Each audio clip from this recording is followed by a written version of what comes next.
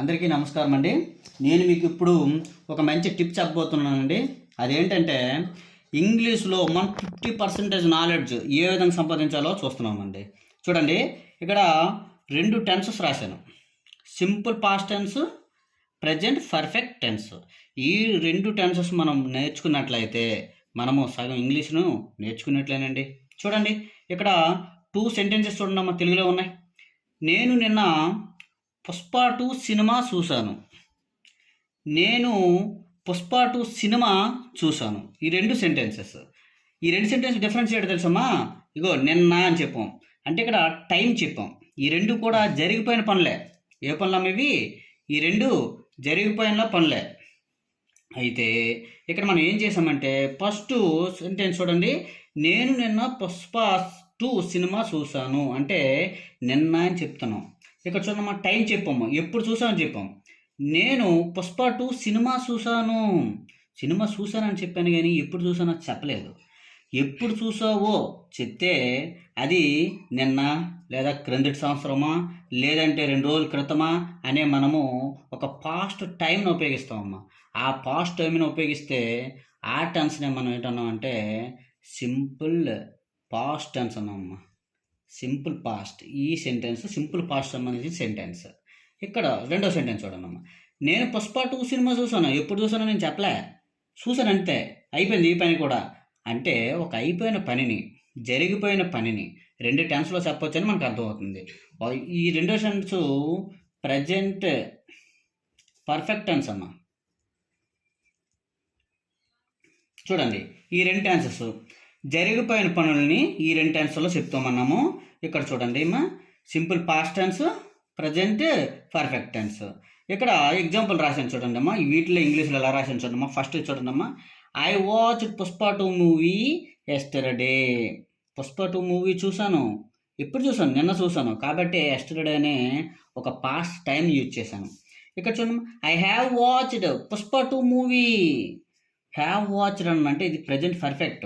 Have watched వెర్బ్ని observe చేయండి అమ్మా. ఇక్కడ V2 ఉంది, ఇక్కడ హ్యావ్ ప్లస్ V3 ఉంది, ఇక్కడ V3 ఉంది. సింపుల్ పాస్ట్లో V2 ఉంటుంది, ప్రజెంట్ పర్ఫెక్ట్లో V3 ఉంటుంది. ఇప్పుడు మీకు అర్థమైంది కదమ్మా. మనకి ఏ పనైనా సరే జరిగిపోయిన ప్రతి పనిని కూడా ఈ 2 టెన్స్లో చెప్పచ్చు. సింపుల్ పాస్ట్లోనైనా చెప్పచ్చు, లేదంటే ప్రజెంట్ పర్ఫెక్ట్ టెన్స్లోనైనా చెప్పవచ్చు.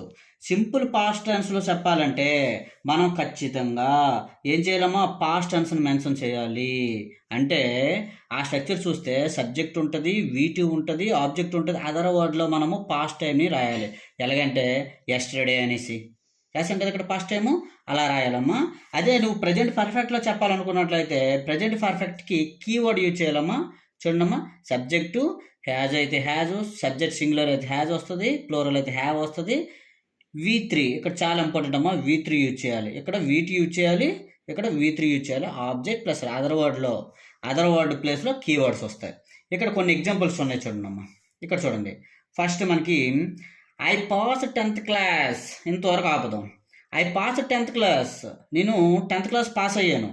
ఇక్కడ టైం చెప్తున్నాను ఖచ్చితంగా. చూడండి అమ్మా, ఇన్ 2004 2004లో పాస్ అయ్యాను. కాబట్టి 2004 అని మెన్షన్ చేయాలనుకుంటున్నాను. కాబట్టి ఏం యూజ్ చేయాలి మనము?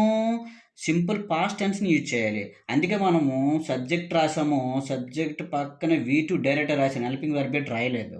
లేదు, నేను నాకు టైం ఎగ్జాక్ట్లీ ఎప్పుడు పాస్ అయ్యాను నాకు తెలియదు కాబట్టి ఇలా రాయొచ్చు. I have pass 10th class already. నేను ఆల్రెడీగా పాస్ అయిపోయాను 10th క్లాసు అని మనం చెప్తాం టైం మెన్షన్ చేయకపోతే. అప్పుడు దాన్ని పాస్ట్ పర్ఫెక్ట్లో మనము రాస్తున్నామమ్మా. అదేవిధంగా ఇక్కడ చూడండి, ఇంకొక ఎగ్జాంపుల్ ఉంది మనకి.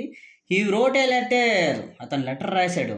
ఎప్పుడు రాశాడో చెప్పాడు, లాస్ట్ వీక్ క్రిందటి వారం రాశాడు.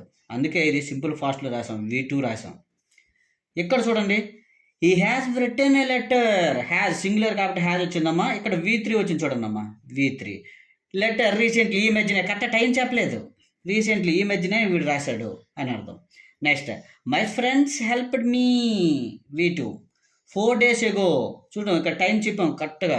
4 days ago 4 రోజుల క్రితము నా స్నేహితులు నాకు హెల్ప్ చేశారు అని చెప్తున్నాము. ఇక్కడ చూడండి, my friends have helped me. మా ఫ్రెండ్స్ నాకు సహాయం చేశారు అని చెప్తున్నాను. ఎప్పుడైనా చెప్పలేదు. టైము ఎగ్జాక్ట్గా తెలిస్తే టైం చెప్పినప్పుడు సింపుల్ పాస్ట్ రాస్తాము.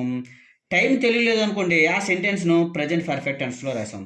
ఈ విధంగా జరిగిపోయిన ప్రతి పనిని కూడా ఈ 2 టెన్స్లో మనం ఎక్స్ప్రెస్ చేయగలిగితే, ఏదో ఒక టెన్స్ తీసుకుని ఎక్స్ప్రెస్ చేయగలిగితే మనం సగం ఇంగ్లీష్లో మాట్లాడేవచ్చు అండ్ రాసేయవచ్చు. మిగతా 50% ఇంకో 2 టెన్సెస్ ఉన్నాయమ్మా. అవి ఏంటంటే సింపుల్ ప్రజెంట్ టెన్స్ అదొక టెన్స్ చాలా ఇంపార్టెంట్. అదేవిధంగా సింపుల్ ఫ్యూచర్ టెన్స్, ఈ 2 టెన్సెస్ నెక్స్ట్ వీడియోలో చెప్తున్నానమ్మా. ఇంతవరకు మీకు ఈ ఇంగ్లీష్లో ఈ చిన్న టిప్ అర్థమైంది అనుకుంటున్నాను. కాబట్టి మీ అందరూ దీనిని నేర్చుకుంటారని నేను ఆశిస్తూ సెలవు తీసుకుంటున్నాను. Thank you.